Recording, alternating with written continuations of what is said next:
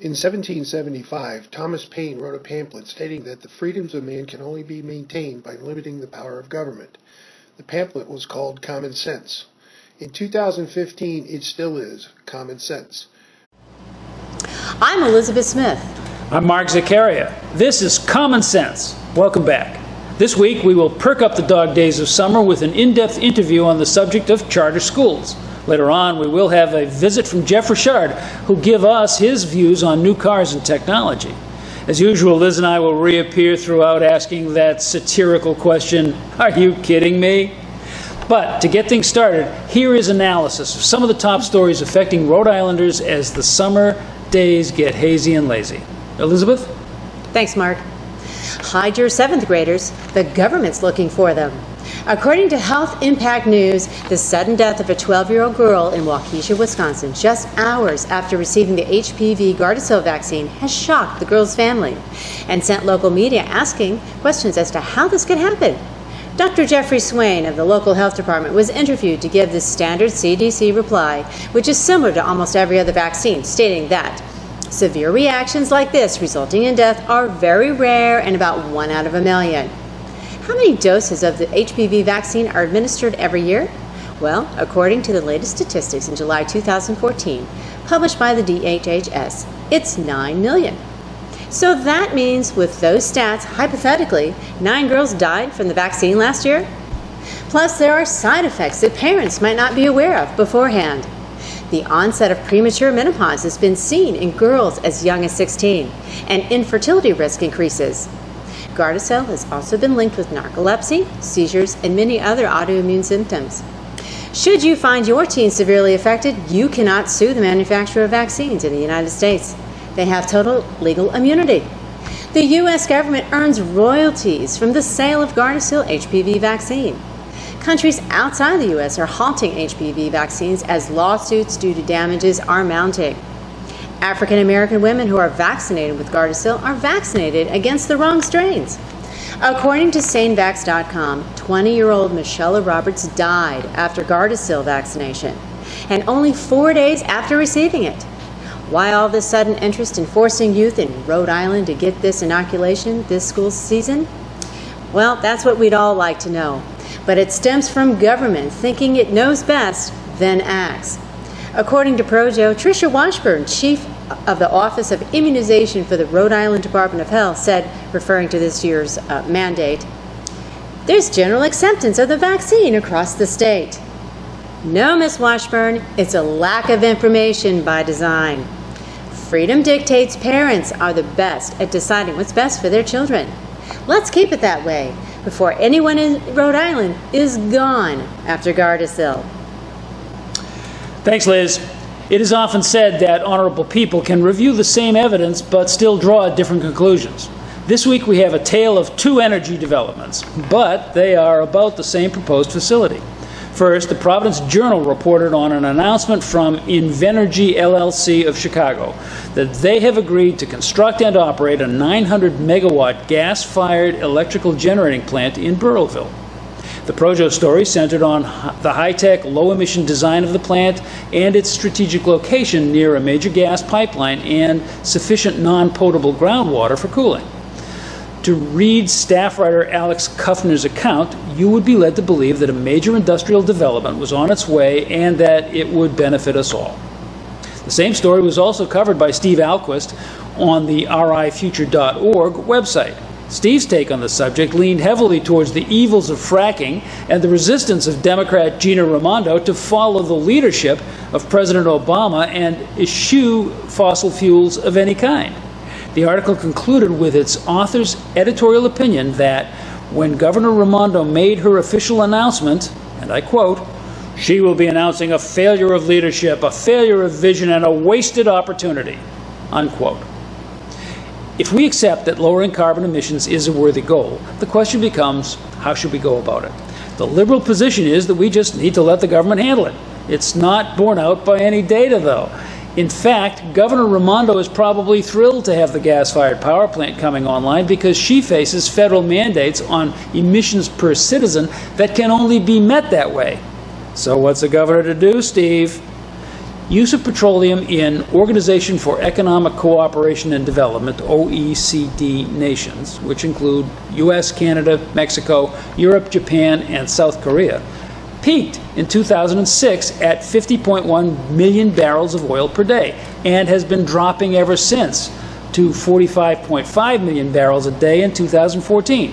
The last time it was that low was 1995. Meanwhile, population in those developed countries has increased by 150 million over the 2 decades. That indicates decreasing consumption of fossil fuels through the economic development of more efficient means of using it. Let's get developing nations like China and India to adopt those technologies through market incentives. That will work. Mandating that everyone pay through the nose or stop exhaling altogether will not. Liz? Mark, the next time you log on to Google, you might want to reconsider. CISA is the dirty deal between Google and the NSA that no one is talking about. CISA stands for Cybersecurity Information Sharing Act. CISA is an out-and-out surveillance bill, masquerading as a cybersecurity bill. According to Evan Greer and Donnie Shaw of TheHill.com, here's how it works. Companies would be given new authority to their users on their own systems as well as those of any other entity, and then, in order to get immunity from virtually all existing surveillance laws, they would be encouraged to share vaguely defined cyber threat indicators with the government. This could be anything from email content to passwords, IP addresses, or personal information associated with an account. The language of the bill is written to encourage companies to share liberally and include as many personal details as possible. This is how CISA would create a huge expansion of the backdoor search capabilities that the government uses to skirt the Fourth Amendment and spy on Internet users without warrants and with virtually no oversight. The world cybersecurity experts say that CISA won't stop cyber attacks, but will create a gaping loophole for law enforcement agencies from the NSA right down to your local police department to access people's private information without a warrant. Systems like this have a chilling effect on our willingness to be ourselves and speak openly on the Internet, which threatens our most basic rights." Unquote. On August 5th, the Senate failed to advance CISA before recess amid a rising grassroots opposition. Now, for ways you can get informed about the government's latest overreach, log on to fightforthefuture.org or check out their Facebook page. Because once fully enacted, I'd really hate to see that end result. And we must do all that we can to stop it. Mark? Liz, coming up, Representative Pat Morgan begins her in-depth interview on charter schools. But before that, we've got a question to ask you. I'm Gladys. Are you kidding me?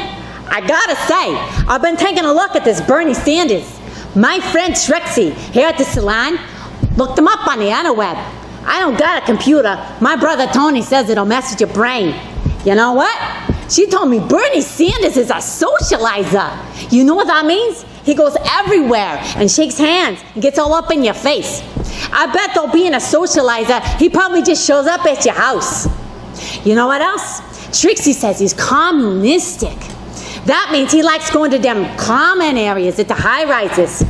Betcha he's there right now with them free meatballs and spaghetti, like my buddy, Mr. Sicilline, and that other Mr. Langevins. Though I think he'd have to go out all day and all night like Santa Claus just to meet everybody. But that's okay. I wonder when he'll come here to meet me at the salon. Hey, you moron! Bernie Sanders is a socialist. What? What? Bernie Sanders is a socialist? What's that? Are you kidding me? Forget about it. What do I stand for? What do I stand for? Most nights I don't know anymore.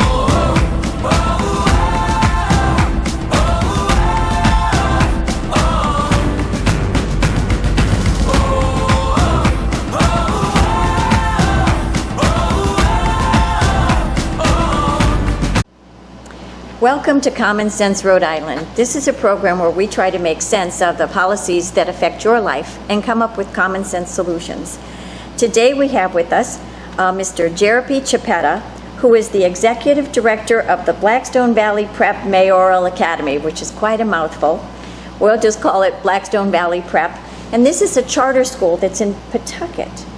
So we serve young people in Pawtucket, Central Falls, Cumberland, and Lincoln, and we have schools in several of those communities. Oh, so you have more than one? We do. We believe in small schools, so we have small schools, but we actually are operating 5 different schools right now. So you have 5 different schools. You're kindergarten through the 10th grade. 10th grade, yeah. And how many students, scholars in each building? So it varies. So our 3rd elementary school, which is opening this year, only has 60 scholars. So it's 2 major homerooms, and then our middle school is fully enrolled with about 325. Okay.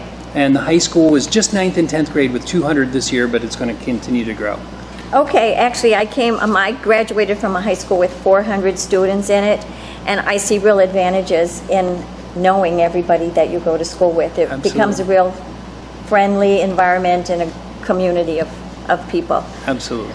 So is that why you prefer the smaller? So Kids don't get lost. Absolutely. When you think about what's happening in public education throughout our country, there are way too many young people getting lost. And Yeah, when there's 1,500, it's easy for them. to get it's lost. far too easy. And we owe it to every one of our young people to personalize their education, to meet them where they are, and to push them to achieve the highest levels. And that's what we're trying to do. And I think small schools help to do that. And what's the average size of your teacher's classroom? So class size, unlike school size, class size is actually pretty big. So we're a class size of usually about 27. Okay. And what we do to balance that is at the elementary level and in many other grade levels for reading and math, we will do a co-teaching model, where we'll have 2 educators in the classroom to support that class. Okay. I did some of that myself at one point. But, all right, so charter schools feel like private schools because they're small, because they're kind of off to the side. But uniforms. We have uniforms at You ours. have uniforms? Okay, but they're really public schools. Tell me how that, tell me about that difference. And why are you not considered a private school? Why are you a public school? So we're a public school because we are publicly funded. We are publicly authorized to operate. We follow regulations, both federal regulations that authorize charter schools, and then state regulations that oversee us, and state law, which enables us to exist. Every 5 years, we're reauthorized or not by the Board of Education. In other words, you have to have certain academic standards. You have to meet certain levels Academic standards, financial standards, operational viability. The Department of Ed, they have an incredibly rigorous process, not just to become a charter school, but to remain a charter school. There's a week-long site visit with a team that comes in, visits virtually every classroom, pores over data, reads the minutes from our board meetings for the last 5 years, truly. So it's very, very rigorous. Absolutely. And we're public. Our meetings are posted on the Secretary of State website. Okay. Have any charter schools not been given approval, or are we not that far into the... So nationally, there are a number of examples of public charter schools that have had their charters revoked. And in Rhode Island, that has not happened, although there have been charter schools whose renewals have been conditional, or instead of getting a 5-year renewal, it's a shorter term renewal based on whatever the decisions. So the ones that stay in business have to be good. Absolutely. In a lot of different metrics. Absolutely. I mean, we are publicly accountable, and certainly the charter that we have says that we're going to meet these certain goals and objectives, and if we're not doing that, then if we don't have clean audits, if we're not producing great results, we shouldn't exist. Okay. All right. But Blackstone Valley Prep Mayoral Academy is a real shining example of what works. Thank you. Tell us a little bit about it and why it's working and what it does for students.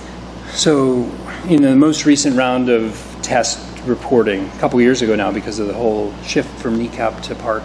Yes, oh yeah. But in every grade level, in reading and math, our scholars outperform the state average. And we're especially proud in 8th grade math. They had the highest test scores in the entire state. The highest in the state? Yeah. In math? In math. Okay. Which is one of these areas that we're all so concerned Everybody's about. always struggling with. And somehow, and it's not a secret sauce, it is incredible hard work. That's the somehow our scholars achieve, greatness, truly. And it happens when teachers, parents, and scholars, students are working together. And it's happened at Blackstone Valley Prep. And we're thrilled. Okay, so this brings me to the charges that you cherry pick your students, and the reason you have such good results, such high test scores, is that you picked the best and the brightest. Tell me about your selection process. So this past year, we collected the names of everyone in the community who was age eligible, who was interested in attending Blackstone Valley Prep. And we knocked on doors, we did flyers, we did some direct mail, we were in preschools, Head Starts, daycares, churches, handing out flyers. And through that, we got... So any and all people in those communities? If you live in the communities that we serve, urban, suburban, Cumberland, Lincoln, Central Falls, Pawtucket, that's where we serve. You got the word out. We worked hard to get the word out. We were on Spanish radio, doing everywhere we could be to let folks know about the choice. We had 2,200 applications this past year for about 200 seats, so about 10 to 1. Okay. And the way the process works is there is a preference for if you have a sibling that's already in the program, trying to keep families together. Okay. Right? At the center is families. And so if there's a sibling, and that's federal regulation allows that, state regulation allows that. But otherwise, it's a random lottery. And we do give a preference for low-income kids. So if you're poor, you actually have an extra chance of getting in. So we're trying to serve those hardest to need.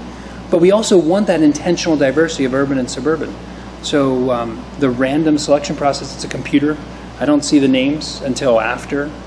In terms of what goes in, comes out. It doesn't matter who you know. If you know the governor, Doesn't matter. You know Representative Morgan. I'm sorry. That's wonderful. I'm so glad you know Representative Morgan. But it doesn't help you get into doesn't help you get in. Okay. So tell me a little bit about the demographics of your student population then. Sure. So it is truly diverse. And when I first thought of diversity, I was a first-year teacher in Harlem. And as a white male going into this particular school, I thought I was meeting diversity. 99% low income, almost all Latino, some African American. I thought that was diverse. Not at all. Diversity is true differences. That was homogeneous. Diversity is when you have all kinds of differences. In Blackstone Valley Prep, we're about 65% free reduced lunch. So some of our kids are not free reduced lunch. They're living financially comfortable lives. Some of our kids are living in abject poverty, are experiencing homelessness, and English is second language? Yeah, about 40% of our kids speak another language at home. 40% speak another language at home? About 12%. 20% are actually getting instruction in English? So we have the number shifts every year a little bit. So about 20% of our young people last year were English language learners, officially classified. But a quarter of our young people exited the program last year.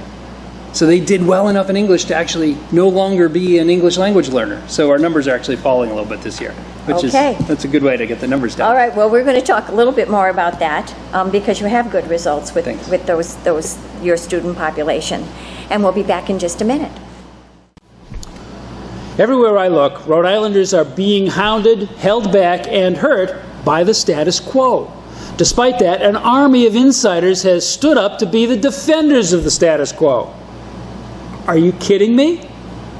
Nowhere are the defenders of the status quo more evident than in the painful public discourse over school choice. Look at Blackstone Valley Prep, a mayoral academy spread out over 4 campuses in Cumberland and Lincoln. After opening its doors in 2009, this charter school has risen to deliver the top performance in the state by its graduating 8th graders in both math and English.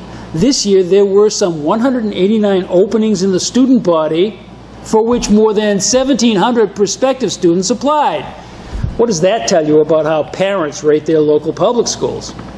As a marketing professional, that stat tells me there is a large prospect universe for additional charter schools like Blackstone Valley Prep. In fact, there is one trying to get started right now in Woonsocket. Rise Prep has been granted its charter, but is now embroiled in a lawsuit seeking to prevent its opening. The legal action has been brought by public officials in Woonsocket, Burrillville, and North Smithfield. These plaintiffs are the folks Russell Moore of Go Local Prov had in mind when he recently coined the term defenders of the status quo. But why try to obstruct such an obviously beneficial service that's clearly in such great demand? What have they got to lose? Aha! Here's the truth. Education reform is working. That threatens the teachers' union and the politicians who owe their electoral success to those labor organizations. Diverting students away from perennially failing public schools will reduce their power by removing resources from their fiefdoms.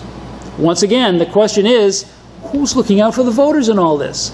It's a question you hear almost as often as this one. Are you kidding me? Hi, my name is Brandon Bell, Chairman of the Rhode Island Republican Party.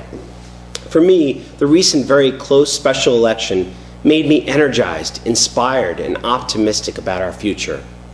The Rhode Island Republican Party is united. We teamed up from across the state with a message that we are no longer fragmented. We stood together in an unprecedented effort to get a quality Republican elected to the General Assembly. We engaged in an organized get-out-the-vote effort. We organized a ground game like I've never seen that had us working to get our voters out until the minutes the polls closed. Now that we are together, first, people will understand us better and join us if they fully understand why we believe what we do. Second, people will vote for us if we can define why we do what we do. And lastly, people will respond and want to be a part of what we believe if we define ourselves and not let others define us. What we do simply serves as the proof of what we believe. Spread the message that there is only one option for those who seek balance, responsibility, honesty, and civility in the state of Rhode Island. Step up and join the fight.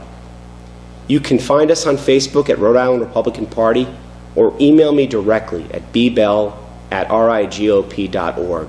Thank you, and God bless. Welcome back. Today we're talking with Jeremy Chiappetta, who's the Executive Director of the Blackstone Valley Prep Memorial Academy, BVP. BVP. And we were just talking about the selection process, and it's pretty clear to me that you don't cherry pick then. It's really frustrating because honestly, we work so hard on outreach to make sure that those families who need our program the most are most aware of it, and the data shows. I mean, with over 2,000 applications for just 200 spots. And you have kids of all economic levels. Absolutely. So it's absolutely very poor kids, kids that are in the middle class. You have kids of all ethnicities. Yes. You have special education students. Absolutely.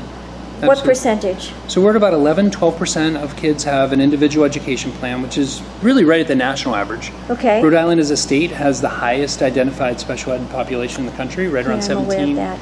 All right, but you do take special education kids. Absolutely. Absolutely. And there are actually examples. You know, when I worked in the traditional public schools, there were kids that the traditional public school couldn't best serve. And so when I was in Providence, we actually spent tens of thousands of dollars to send some small group of students to specialized programs. Yes. And we do that too. So we are paying, in some cases, $60,000, $70,000 a year because they're ours. They came to our program. They started with us, and we found that we couldn't best serve them, and they needed a highly specialized program, and we're responsible for that tuition.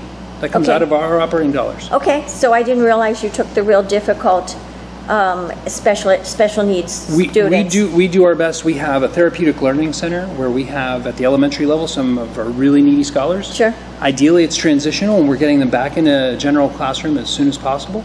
But for some scholars, that's 18, 24 months or more. Okay.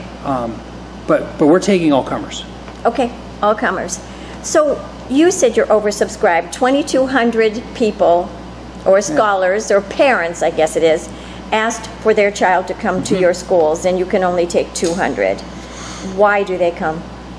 So I think for every parent, you know, I'm a parent, you're a parent, right? Every parent, the decisions that we're making are in the best interest of our kids, right? So I have yet to meet a parent, whether it was in Harlem or Providence or Blackstone Valley Prep, that doesn't want the very best for their kids. That's right. And for some, their neighborhood school and their traditional community is fabulous, and they choose that. Okay. For others, They're thriving they're thriving there, students and are that's thriving. great. I mean, we want everyone to be in a great public school Sure. that they want to be in. You want everybody to thrive. Absolutely. Right. Absolutely. But there are clearly large numbers of folks who have there are probably 2,200 different reasons for those families of why they're choosing. Some have shared with me they truly want that academic rigor that we offer, that college prep, starting in kindergarten. College starts in kindergarten. There are some that want that. Some have told me they love the discipline and the structure of our program. They wear uniforms.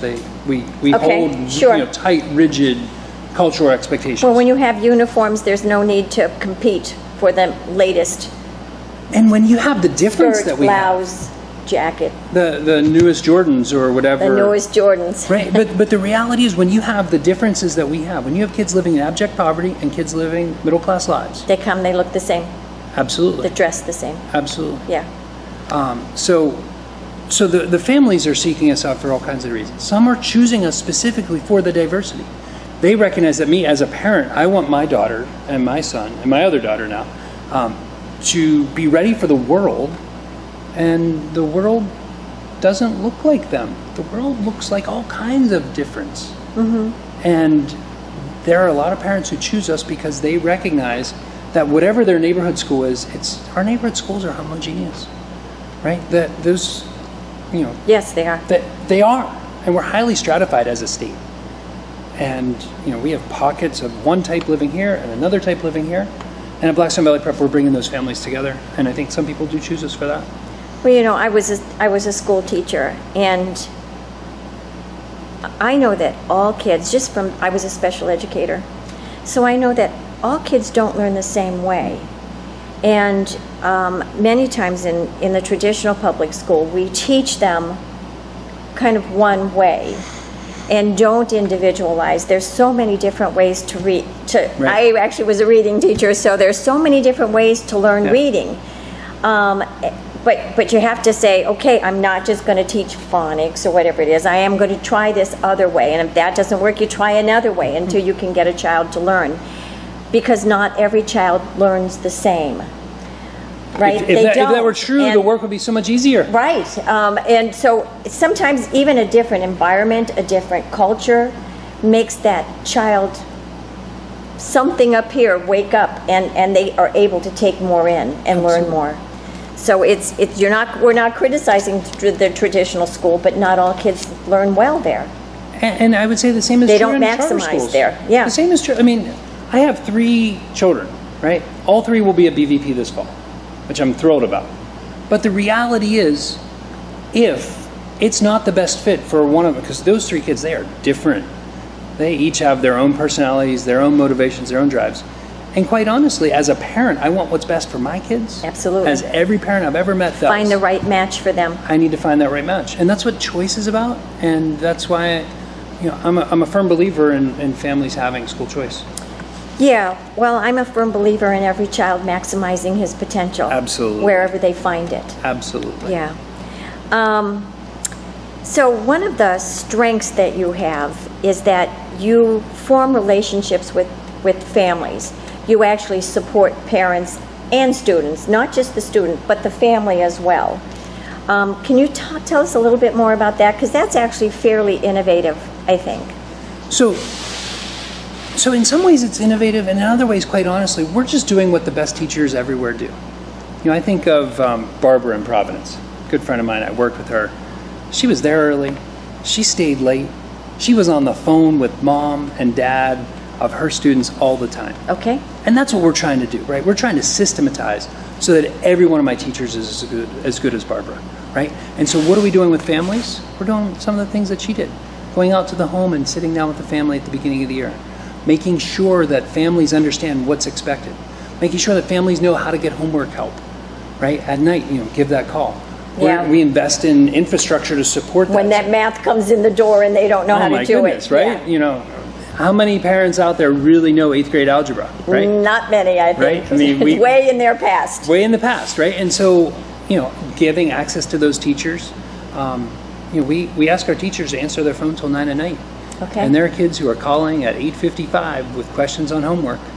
And our expectation is that the teachers are helping them or getting back to them, certainly within a business day. I mean, So when a student scholar yeah. has a problem in the classroom or at home, there's that open dialogue between both. So the teacher knows that the child has an issue. Absolutely. Whatever it is. Absolutely. I mean, don't know what a noun is. And I don't want to over idealize this, right? I mean, the reality is this is hard work, and the reality is we have a lot of work to improve in every aspect of our program, from family engagement to academic programming. I mean, we can always get better, but the reality is we are focused, and we are telling our families and we're telling our staff that relationship matters, and that from the beginning, from before the first day of school, we are building a partnership between scholar, teacher, and family. Okay, and they seem to be thriving. We are having some successes. You're having success, which is great because, again, it's about maximizing the potential of every child so that they can get what they want out of life. Absolutely. All right, so we're going to take a little bit of a break now, and we'll be right back. From Are You Kidding Me Records, it's the absolutely essential Progressives album, Screw the Man. We've jam-packed this CD with a boatload of hits, including the Progressive fan favorite, Paranoia Records' Skim and the Keyboards with Not Secure Anymore, aka NSA. It's a blast from the past with the leftist utopia title, Could Be Stalin for Time. And who could forget those Hillary favorites from the band Shemale and the Keyboards with Just Hit Delete and My Lost Love Benghazi. Yes, we even have Dr. Cash In and the Atrocities with the Organ Grinder. Juxtaposition joins the lineup with Cecil's Theme. It's fresh tracks with the band The Edumacators from the album Passin' the Times' latest mega hit, I'll Be Sleeping at My Desk. We saved the best for last with the title track, Jesse and the Freedom Stealers with Screw the Man. For $69.99, you get all of this. Order right now and you'll receive a special DVD. James Taylor performs in Paris, You've Got a Friend, for the survivors, family members, and first responders involved in the Charlie Hebdo massacre, looking on in bewilderment. Not available in stores. Call 1-800-ARE-YOU-KIDDIN' today. We now accept EBT. Welcome back. Today we're talking with Jeremy Chiappetta, who is the Executive Director and Founding Principal of Blackstone Valley Prep Mayoral Academy. And we've just been talking, Jeremy, about the students and their families, and how the schools try to form relationships and support both of them in their learning. It sounds like there's a lot of work for teachers. Absolutely. Teaching is a demanding profession. If you do it right, it takes a lot of time and a lot of energy because you're keeping up with all those little bodies in a classroom. Tell me about the teachers. Do they all stay? Do you have a lot of people who leave because it's too much for them? So, Blackstone Valley Prep, we absolutely believe teachers are everything. And we know that there's not a smart board out there, computer out there, a building out there, a book out there, as important as those things might be, that's ever taught a student. That's right. It's the adults, it's the teachers who day in and day out are creating innovative lesson plans and different ways of engaging young people so that they can push themselves to learn as much as humanly possible. And Teachers are the most important component of a classroom. I Absolutely. absolutely agree. and we know that, like, in our guts, we know that heuristically in our hearts. And the reality is there's all kinds of scientific data that says that too. Absolutely. Right, and so whether it's out of Stanford or name the university, it's been studied. And so we recognize that, we know that, and so we spend an incredible amount of care and time invested in trying to find the very best teachers, recruiting them in a really, some would say crazy, intense process that includes everything from resume screen to phone screen to live interview to demonstration lesson. Okay. And feedback on that demonstration lesson, oftentimes writing samples, and then extensive reference checks, all as part of becoming So a they teacher. have to really want to teach there to be hired. Okay. Absolutely. And you have to be great.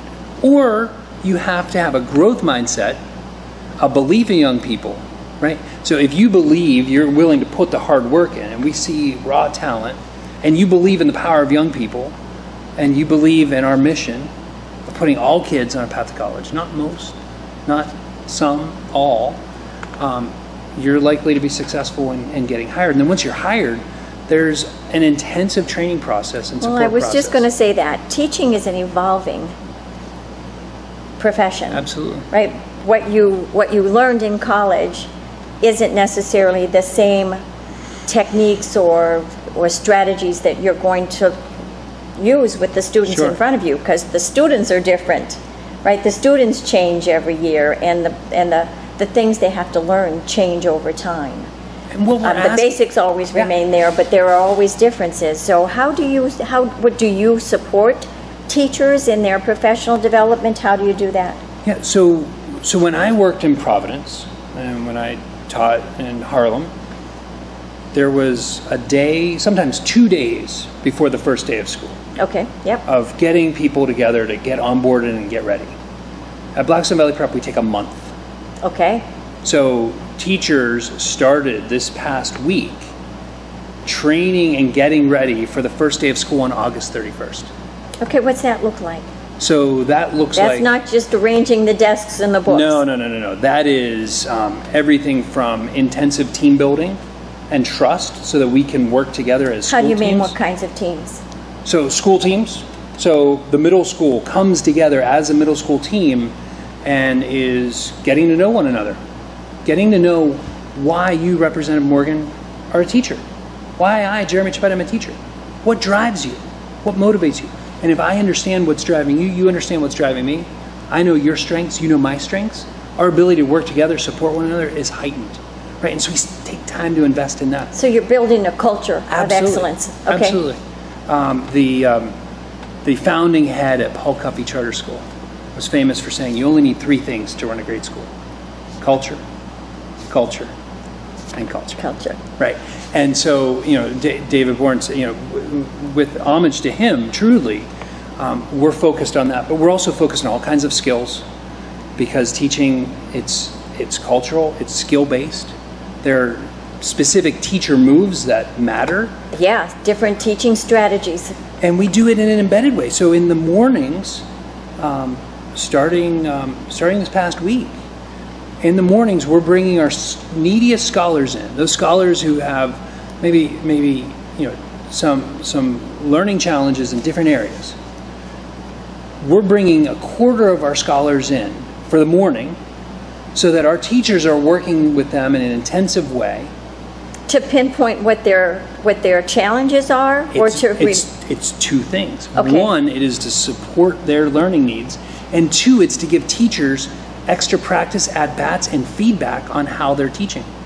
Oh, so others. It's embedded training and professional development. Okay. Coaching is happening live. So they coach, they mentor, they share Absolutely. strategies and ideas. Absolutely.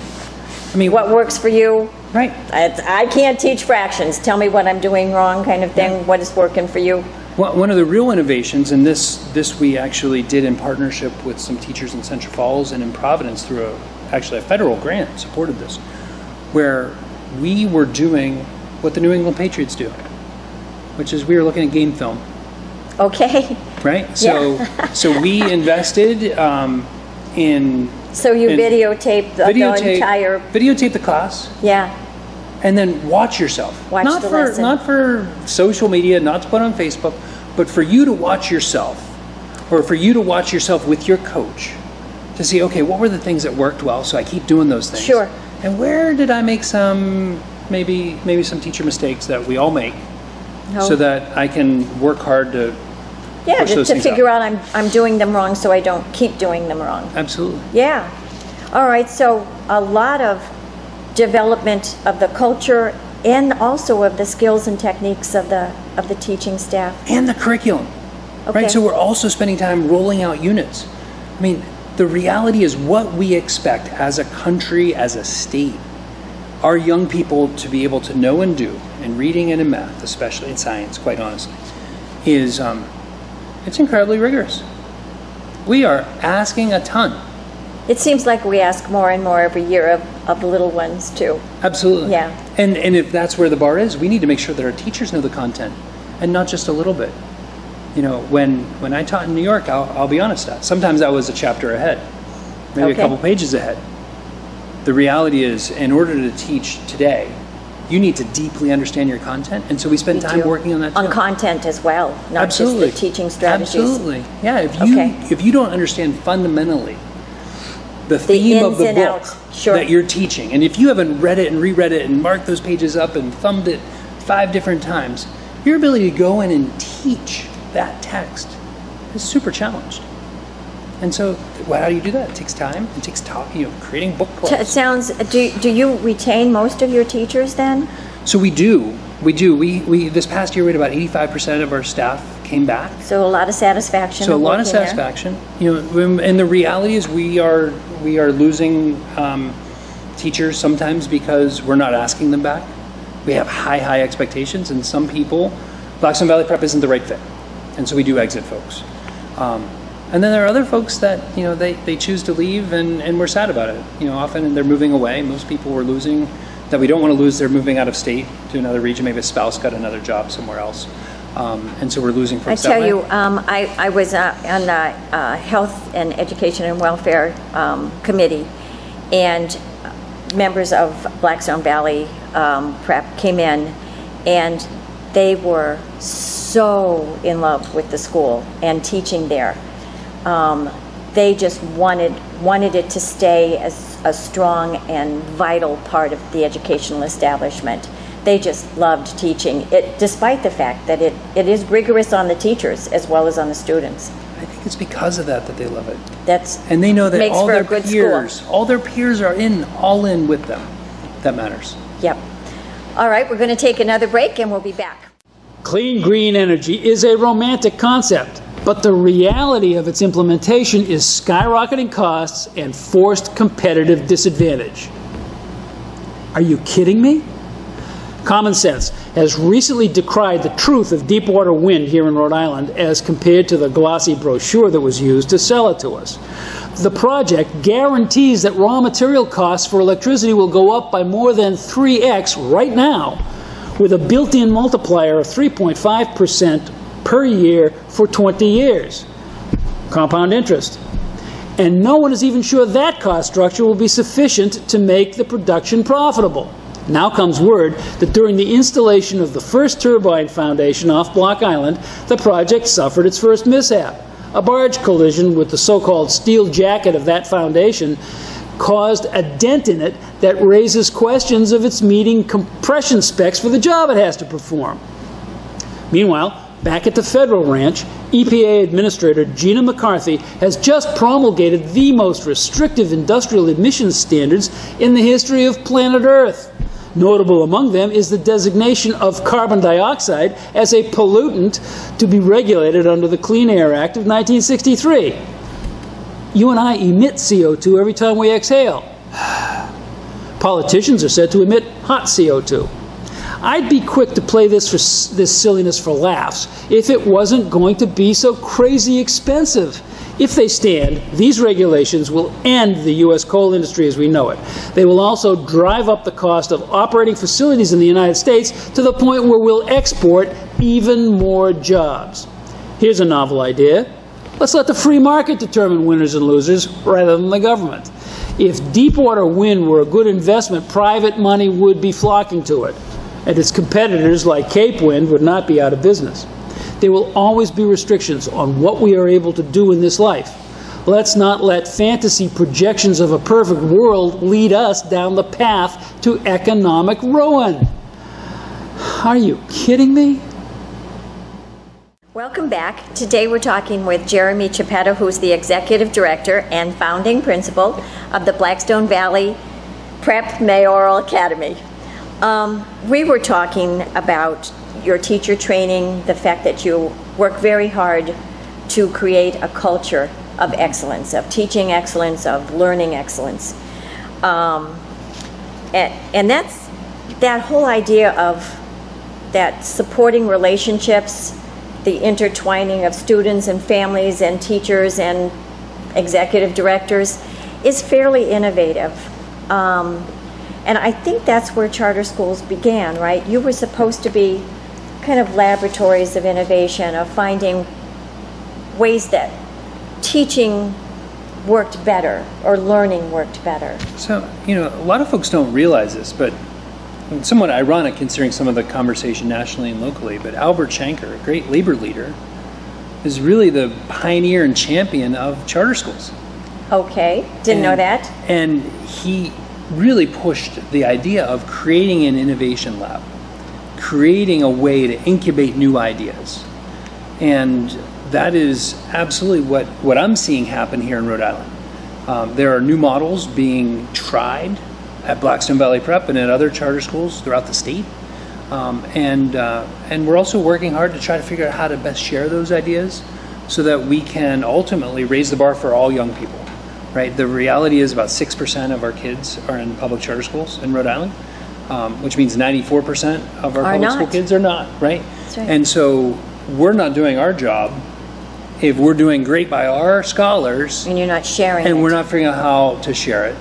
And let's be honest, we don't have all the answers. And there are a whole bunch of great, exceptional, traditional public educators out there. Yes, there that are. we are needing to learn from, and we do learn from. And there's some really great partnerships out there that we're part of that we're excited about. Well, so tell me about some of these partnerships, because you're right. It's not just about you helping kids. It's about you also improving education across Rhode Island. Sure. Right? Or Sure. helping. Sure. So I think one of the most exciting pieces that we're embarking upon this year is we are partnered with the Pawtucket Learning Academy and Summit Schools in California and more than a dozen public schools around the country to... All charter schools or traditional? No, mostly traditional public schools. Okay. But a mix. All focused on trying to figure out how to innovate learning to personalize the experience for young people. And really specifically, meet a child where they are, help them work through at a pace that works for them, and then ultimately make sure that everyone's achieving at a certain level. So for that young person who is a math whiz, and they get through algebra and algebra 2 and trig and pre-calc and calc, and they're able to do that in 2.5 years. Yeah. They're smarter than me. Smarter than most of us when it comes to that, sure. Right. But for someone else, But you don't also want them after 2.5 years saying, well, No, absolutely. And twiddle so my thumbs here for the next 1.5 years. no, because then what Then happens you to that get young person? behavior They're- problems, they turn off, Absolutely. they get bored. Yeah. Absolutely.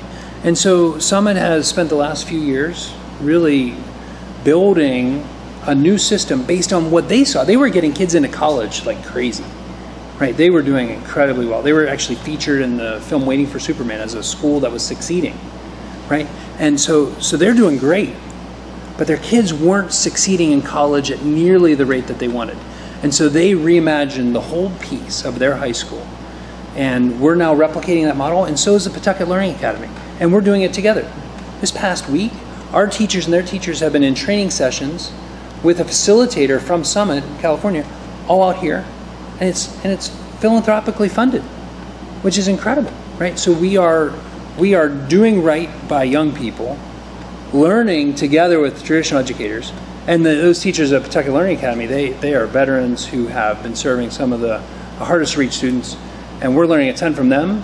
Hopefully they're learning a little bit from us, because we've been doing blended learning for a year at our high school, really leveraging technology, and ultimately students are winning. Yeah, it's about them winning. And I liked what you said at the beginning of that. It's about finding where students are.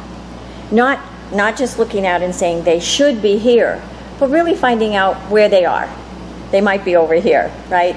And making sure you meet them there and move them forward. Fast. Sometimes Sometimes we have to operate with an urgency that the best teachers throughout the country are operating with, and certainly my expectation is every teacher at BVP is operating with. Right? Yeah. We have young people coming to us 3, 4, 5 years below level. That's right. Not every kid comes with the same background, with No. the same educational experiences, with the same family support. They're somewhere, and you got to find out where it is, and then find it there. Don't teach them up here when they're back here, but move them forward. Just keep moving them forward. But ultimately, But don't discard them because they're not here. no, absolutely not. And ultimately, our young people have to be here for that diploma to mean something. Yep. And that has to be our promise and our commitment to our young That people. no matter where you start, you're going to No end matter up here where you start, you are graduating from a Rhode Island public school. with college real and career skills. ready. That's right. With real skills to Absolutely. be employable. You can read, you can write, you can do science, you can do math at a level that's real. All right. Do you know of any other? I know there was one of my colleagues talked about a relationship she had with a charter school. She's an elementary school principal in a traditional school, and she said that it had really the sharing partnership that they had. They improved each other. Do you know of any other things like that? I know you know Blackstone Valley Prep. but Sure. Are there others of Right, so- sharing? So, I mean, one other quick example of BVP is our partnership with Central Falls. And just, we're outsourcing our special education leadership to them, learning so much from them in terms of their expertise. And that's In great. special education. In special education in particular. And it's carrying over. But the story you referenced, I believe, is the learning community partnering in Woonsocket. I know that's happening. I think it's North Smithfield as well. I know Reading that scores. working on reading, right, which is foundational. You've got the International Charter School working with the district in South Kingstown to replicate their model of dual language, which is such an innovative approach to educating young people, where at the International Charter School they do, I believe their model is they do a week in English and then a week in either Spanish or Portuguese. Okay. And so their students that takes some work, doesn't it? and they're replicating it with Great. traditional public schools in other places. Great. You look at the Highlander Institute, which is part of Highlander Charter School, and they are national leaders. They are Rhode Island leaders. They are national leaders when it comes to leveraging technology in classrooms, and they have 40 plus educators, teachers, principals from traditional and charter schools, mostly traditional schools, Sharing with one another. sharing with one another best practices, training, professional development, conferences, some really great innovations. Great. We're going to have to stop here in just about a minute, but I did want to talk about other states, and you've mentioned that there are other states. I know you mentioned California.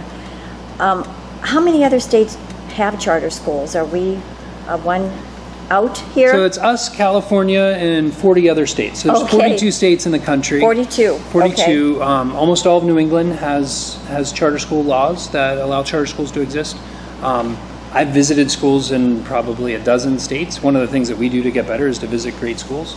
The greater Boston area has some of the highest performing charter schools in the country, which is exciting because we can have our teachers actually just drive up the road and see some amazing action there. We also regularly visit schools here in Rhode Island. So charter schools are working, and they're working well for families, for teachers, and especially for students then. Absolutely. And when they're not, they can be closed. They can be closed or they can be made better. Absolutely. Absolutely. All right. Well, great. It's so nice to have talked with you. I know a lot of people really wanted to understand charter schools, and I think you've been a great spokesman for them. Thanks, Representative. Thanks for coming. Thank you. My wife and her sister decided they wanted new cars. And so it began, that long search for just the right car, the right color, the perfect feel, tooling down the road. Now, these two women hardly ever agree on anything, but they are best of friends and drove all sorts of cars together. But it was particularly difficult for my wife as she continues to love her 2000 Golf with that 5-speed manual transmission and no room for anyone bigger than herself, and that would be 5'4" in her case. Needless to say, I have always had difficulties getting in and out of that car. But she has loved it, and I have spent whatever I had to in cash keeping it running happily down the road, till now. Now, I told her a bit ago that I was taking collision off the auto policy on that car, and if something broke and would cost over $500 to fix, that's it. So she has to start looking for, and finally found, the replacement car. But we do get to keep the Golf, as it has no book value, but the kids like shifting it when they come to visit the elders. Now, this tale is about what's in a new car these days. Both the sisters now have new cars, made by different manufacturers and, of course, are different colors. But the cars share the technology of the day. Now, we got the keyless key for our new car this past Thursday. And of course, I suffered through the DMV lines to put this engineering marvel into the driveway. And there it now sits. Now, these books were in the glove compartment. You know, the place that will never actually see a glove. There were 12 different pieces of reading material in this assortment. I'm sure it is true that all the various manufacturers of cars have the same collection of reading stuff each new car buyer must contend with. This, of course, would be the owner's manual. But lest you get complacent, this manual is for 2 different cars. You get to choose which things to read depending on the car you bought. They must have very similar systems. Then you get to this one, which is the Consumer Electronics Bluetooth book. These days, you have to be able to talk to your car. I wonder how some of my friends with flip phones are managing. No iPhone, no talk to car. Well, that's not totally true. Now this is the multimedia quick reference book. Okay. The car will show and tell any destination I choose and will tell me a traffic summary to boot. Guess I can put my iPhone Google Maps to bed now. Now this one is the Starlink Multimedia Plus and Multimedia Navigation Owner's Manual, rather than the quick reference guide. This is where you learn to talk to the car. It will recognize your voice. On the way in, I practiced with this.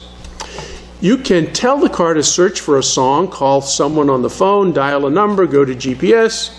How about changing the internal temperature inside the car? Yep, I like that one. Now, if I say, quote, parking at my destination, the car will do a search of the parking lots where I am going to be going. Wow. Well, how about this one? This is the owner's manual for eyesight technology. This is the reason my wife chose this particular car. The car has a pre-collision braking system and an adaptive cruise control. Now that means if you have set your cruise control and there is a car in front of you going slower, your car tracks that speed and slows you down, and I did that on the way in here. There are 2 stereo cameras on the windshield by the rear view mirror of this car. But then there is the pre-collision throttle management, which controls the accelerator pedal to keep you out of trouble. Now, how about lane departure warning? Yep, got that today too, if you stray out of your lane. And the lane sway warning if you are acting tired. And lastly, a standard cruise control feature. I mean, really, this car is a moving computer. I remember working on my very first car. I knew how to change out the throwout bearings, do a tune-up, change the oil, all that in less than an hour. Well, sort of. Not going to do that with this new beast. I popped the hood and looked in the engine compartment. Not an inch of extra space there. And the oil filter is on the top of the engine. Now that's special, although you still have to get on the ground to get all the oil out of the car. I guess getting into a climate-controlled car you can talk to and will keep you alive almost under any circumstance is a good thing. But it also gets great gas mileage, 33 miles on the road. No wonder my wife is happy. I wonder if she will let me drive this thing often. Thanks for watching, and God bless.